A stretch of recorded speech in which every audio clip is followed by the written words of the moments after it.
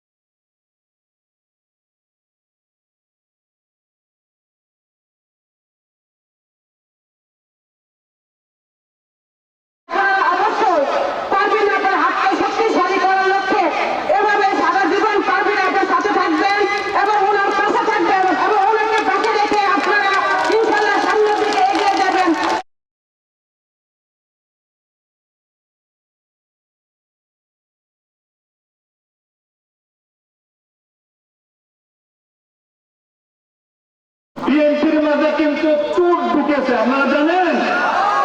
বিএনপির নাম দিয়ে কিন্তু বিএনপির ভিতরে চোট ঢুকছে।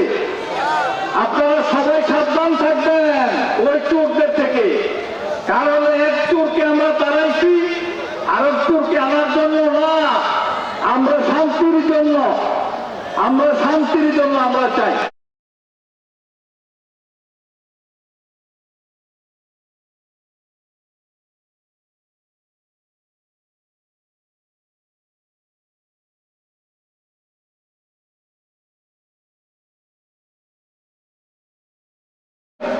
আমি পরিষ্কার ভাষায় বলি, গোপাল দ্বীপে অনেক চাঁদাবাজি করেছেন, তারা মারছেন, ওদের নাম ভাঙিয়ে আপনারা বহুত নাম কামিয়েছেন।